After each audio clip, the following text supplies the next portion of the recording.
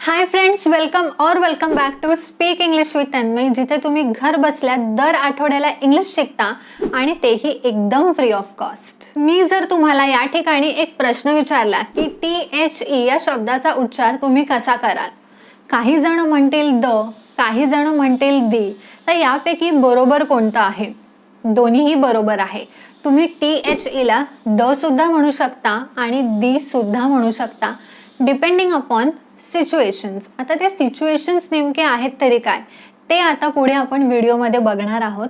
आणि आजचा जो व्हिडिओ आहे तो द या शब्दाच्या अवतीभवतीच असणार आहे. म्हणजेच आपल्याला द हा जो शब्द आहे कधी वापरायचा आहे, कुठे वापरायचा आहे, कसा वापरायचा आहे, कधी नाही वापरायचा आहे, याचा उच्चार काय आहे, द आहे, दी आहे, द कधी बोलायचं, दी कधी बोलायचं, सगळ्या प्रश्नांची उत्तरं या व्हिडिओमध्ये तुम्हाला मिळणार आहे. आणि व्हिडिओच्या मध्ये एक खास स्पेशल टिप सुद्धा असणार आहे, त्यामुळे व्हिडिओ तुम्हाला शेवटपर्यंत नक्की बघायचा आहे.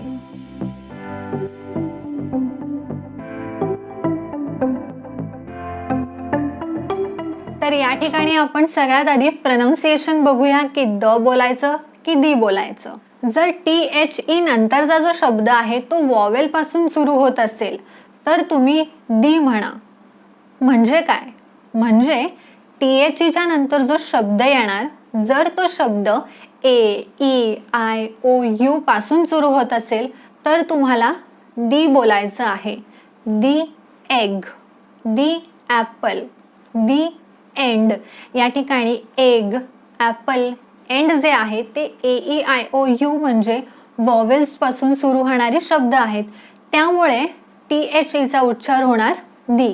आणि एक्झॅक्टली त्याचं ऑपोजिटमध्ये तुम्हाला द म्हणायचं आहे. म्हणजे THE नंतर सुरू होणारा जो शब्द आहे तो AEIOU पासून सुरू जर होत नसेल, इन शॉर्ट जर तो कॉन्सोनंट असेल, म्हणजे AEIOU ला सोडून जे इतर काही लेटर्स आहेत त्यांच्यापासून जर तो शब्द सुरू होत असेल तर तुम्हाला द या शब्दाचा वापर करायचा आहे.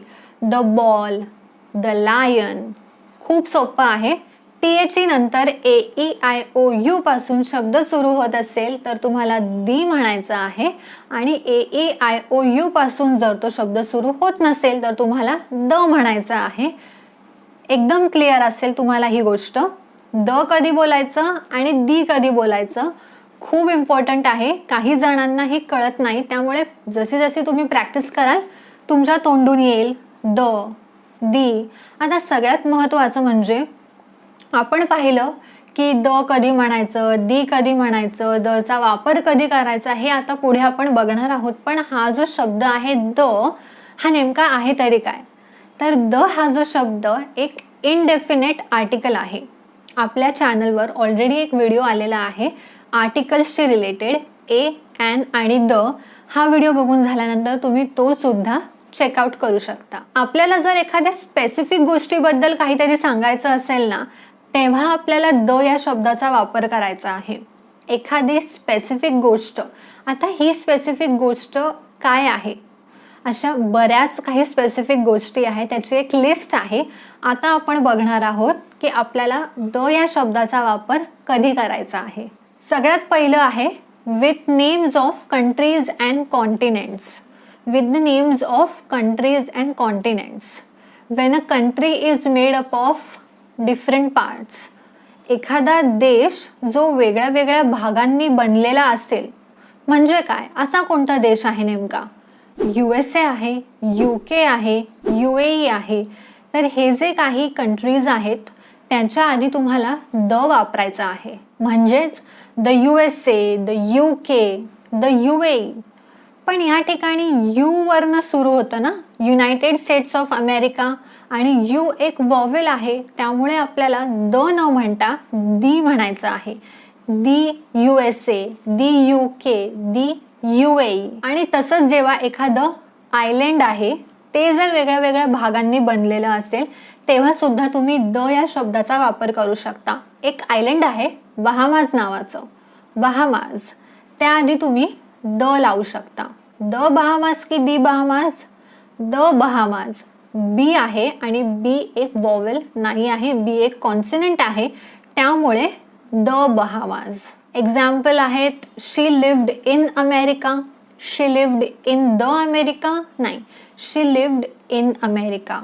माय friend is from the UAE, my friend is from the UAE. आता सेकंड आहे with breakfast, lunch and dinner.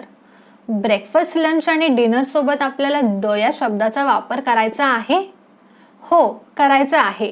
पण जर तुम्ही एखाद्या स्पेसिफिक ब्रेकफास्टबद्दल बोलत असाल किंवा एखाद्या स्पेसिफिक डिनरबद्दल बोलत असाल तरच तुम्हाला द या शब्दाचा वापर करायचा आहे.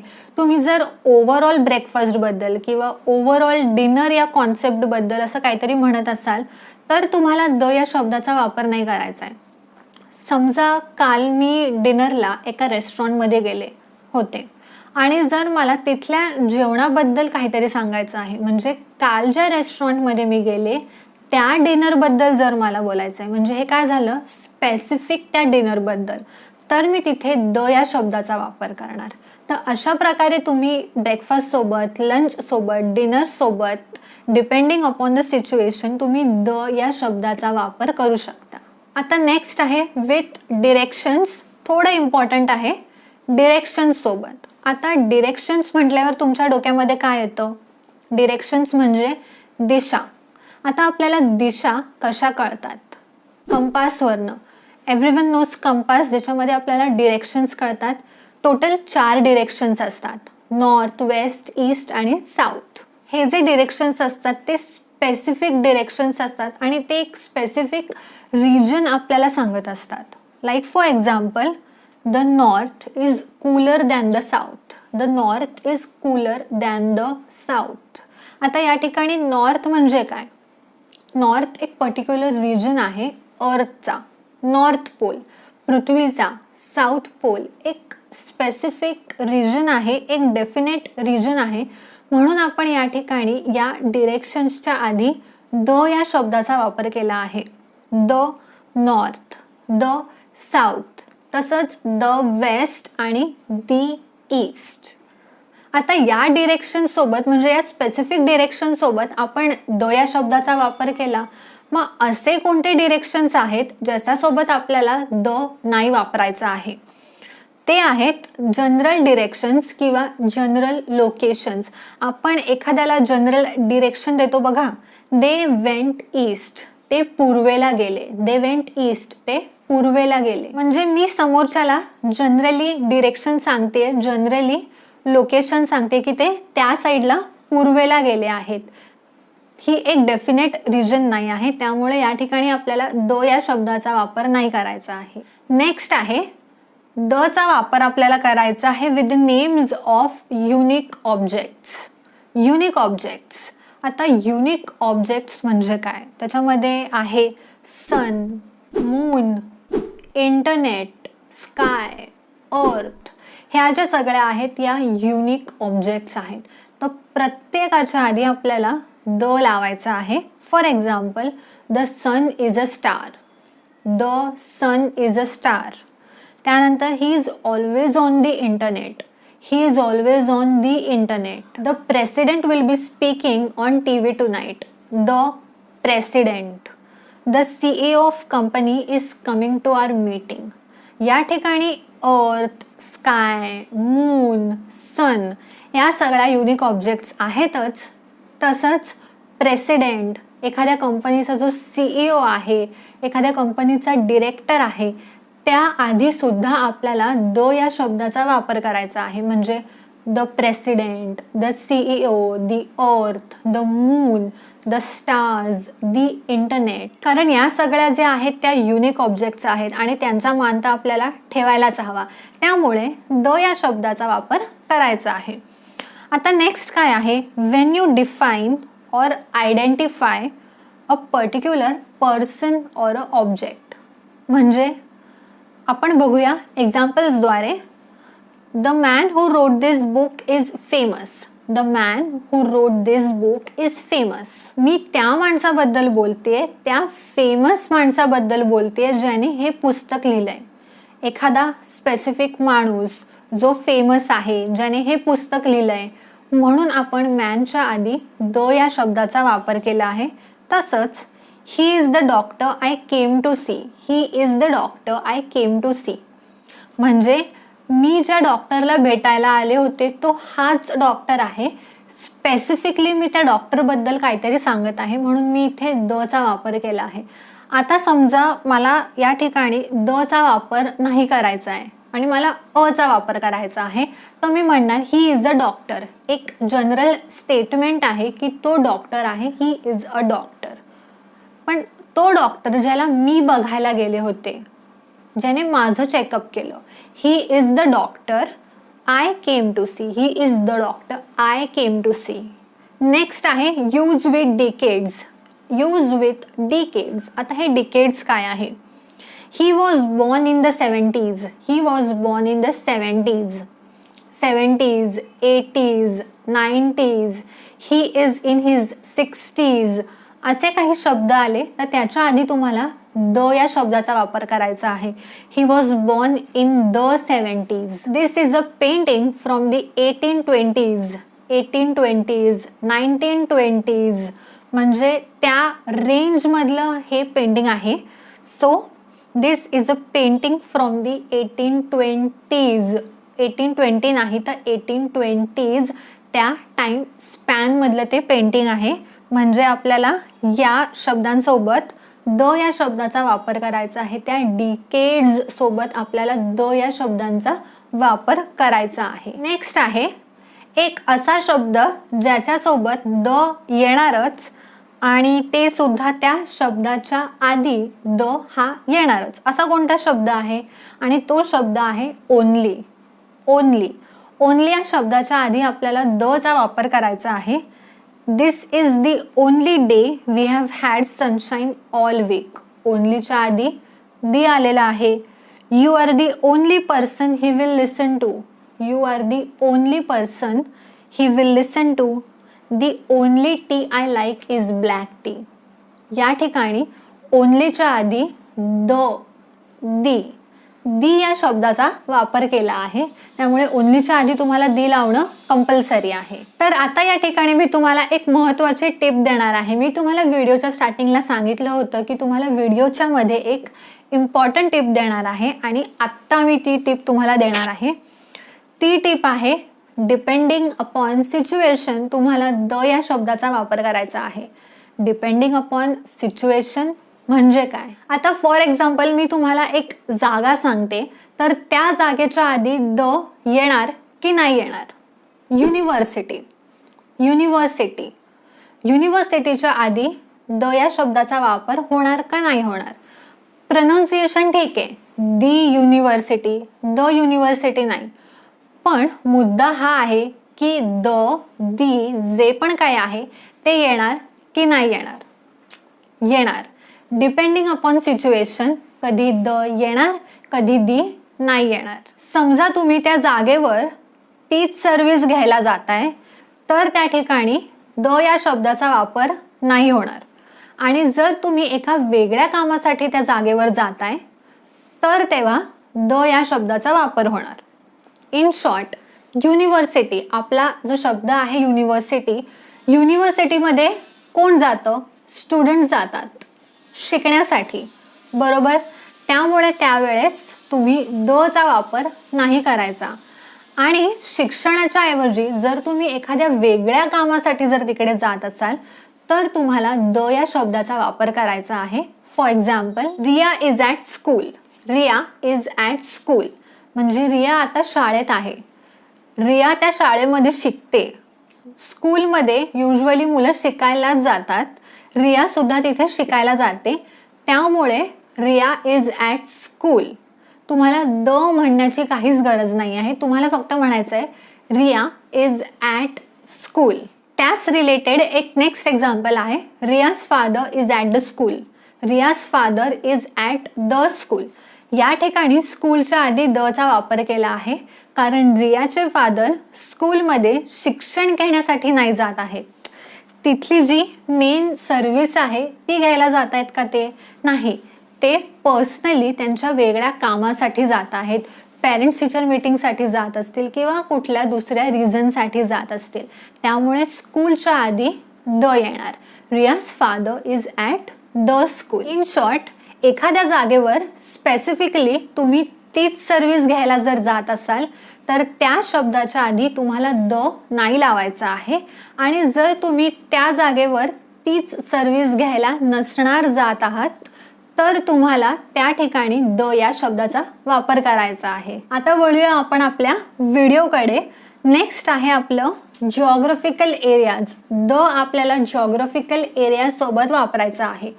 जिओग्राफिकल एरियाज म्हणजे काय?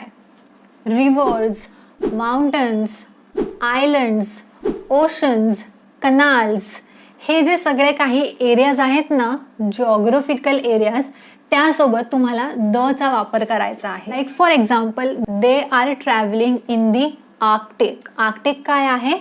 Arctic ocean. They are travelling in the Arctic. किंवा hiking across the Rocky Mountains would be difficult. Hiking across the Rocky Mountains would be difficult. Rocky mountains, mountains आहे त्या ठिकाणी, एक जिओग्राफिकल एरिया आहे, त्यामुळे त्याच्या आधी तुम्हाला द या शब्दाचा वापर करायचा आहे. कुठलीही नदी असो, माउंटन असो, आयलंड असो, ओशन असो, कॅनाल असो, त्याच्या आधी तुम्हाला द या शब्दाचा वापर करायचा आहे. जसं आपल्या इंडियामधल्या ज्या रिव्हर्स आहेत, the Ganga, the Yamuna, the Saraswati, तसंच. नेक्स्ट आहे with newspaper and something famous.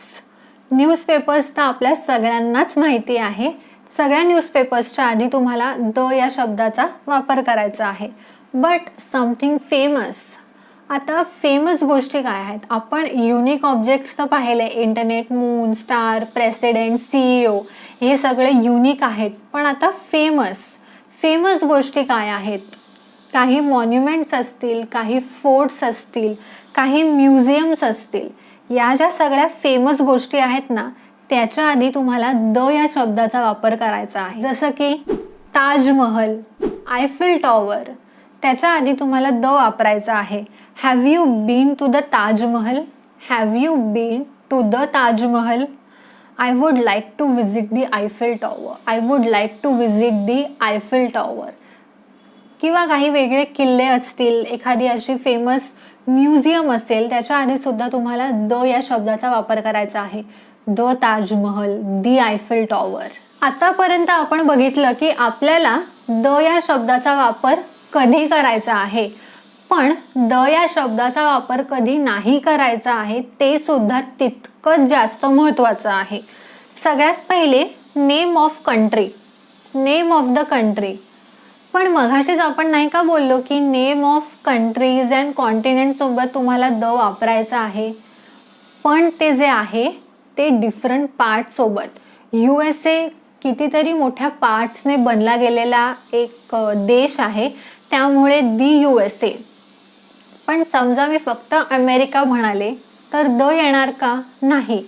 एक्झाम्पलमध्ये आपण बघितलं होतं, she lives in America. She lives in the America? No, she lives in America. तसंच कुठलीही एक सिंगल कंट्री असेल, like Germany, India, Sri Lanka, Bangladesh, England, यांच्यासोबत तुम्हाला द या शब्दाचा वापर नाही करायचा आहे. नेक्स्ट आहे लँग्वेजेस म्हणजे भाषा. कुठलीही भाषा असो, French, German, Hindi, Marathi, Japanese, एका वाक्यामध्ये जेव्हा लँग्वेजचा उच्चार होतो, या शब्दांचा उच्चार होतो, तेव्हा तुम्हाला द या शब्दाचा वापर नाही करायचा आहे. फॉर एक्झाम्पल आपण म्हणू शकतो Marathi is my mother tongue. आपण असं म्हणतो का? The Marathi is my mother tongue. कारण लँग्वेजेस सोबत तुम्हाला द या शब्दाचा वापर करायचाच नाही आहे, कुठलीही लँग्वेज असो मग ती. नेक्स्ट आहे पीपल्स नेम, म्हणजे कुठल्याही व्यक्तीचं नाव असो त्याच्या आधी तुम्हाला द नाही वापरायचं आहे. रिया, जॉन, तन्मय, शाहरुख, सलमान, जी काही नावं आहेत तुम्हाला द नाही वापरायचं आहे. For example, Riya is coming tomorrow. The Riya is coming tomorrow नाही, रिया इज कमिंग टुमॉरो. कोणत्याही व्यक्तीच्या नावाच्या आधी तुम्हाला द या शब्दाचा वापर नाही करायचा आहे. नेक्स्ट आहे टायटल्स. टायटल्स म्हणजे काय? Prince Charles is queen Elizabeth's son. Prince Charles, या ठिकाणी प्रिन्स हा एक टायटल झाला. सो त्या टायटलच्या आधी सुद्धा तुम्हाला द या शब्दाचा वापर नाही करायचा आहे. नेक्स्ट आहे प्रोफेशन. प्रोफेशन लाईक इंजिनिअरिंग आहे, मेडिसिन आहे, फार्मसी आहे, असे बरेच काही प्रोफेशन्स आहेत. तर त्यांच्यासोबत किंवा त्यांच्या आधी सुद्धा तुम्हाला द या शब्दाचा वापर नाही करायचा आहे. Example, he will probably study medicine. He will probably study medicine. He will probably study the medicine नाही, he will probably study medicine. नंतर आहे इयर्स म्हणजे वर्ष. कुठलंही वर्ष असू शकतं. 1995. ही वॉज बॉर्न इन 1995. मघाशी आपण पाहिलं डिकेडबद्दल. डिकेड म्हणजे काय, तर एक टाईम स्पॅन होता तो 70s मधला, म्हणजे ती 10 वर्ष. 1820s एक रेंज आहे, स्पेसिफिकली 10 वर्षांची रेंज. पण इथे मी स्पेसिफिकली एकाच वर्षाबद्दल बोलते, 1995 याच इयरबद्दल बोलत आहे की ही वॉज बॉर्न इन 1995. त्यामुळे तुम्हाला 1995 या इयरच्या आधी दो या शब्दाचा वापर नाही करायचा आहे. नेक्स्ट आहे अनकाउंटेबल नाउन्स.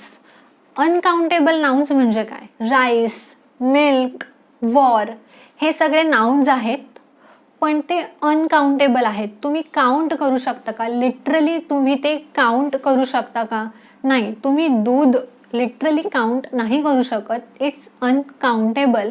तर अशा नाउनसोबत म्हणजेच अनकाउंटेबल नाउनसोबत तुम्हाला द या शब्दाचा वापर नाही करायचा आहे. Example, rice is an important food in Asia.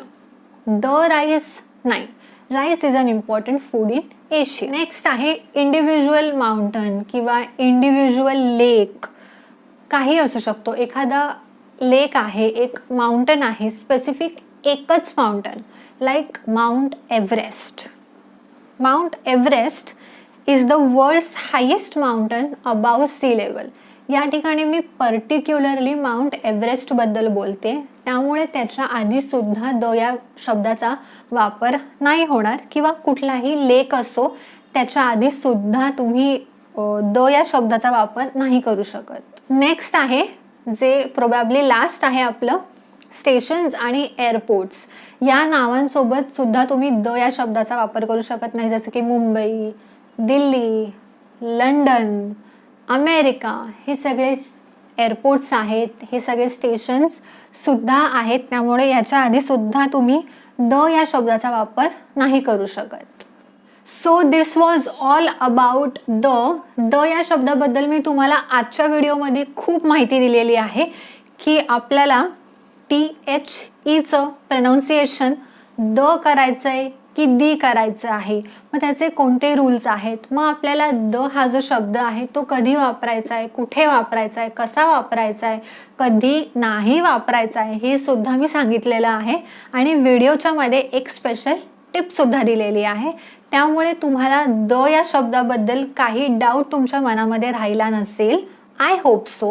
आणि जर त्यातनंही तुम्हाला काही डाऊट आला असेल तर तुम्ही ऑब्व्हियसली खाली कमेंट करून मला तुमची क्वेरी जी आहे ती विचारू शकता.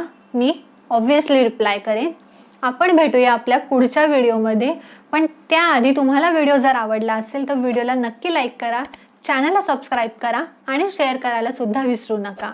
आपण भेटूया आपल्या पुढच्या व्हिडिओमध्ये. तोपर्यंत keep practising English. Have a nice day and take care.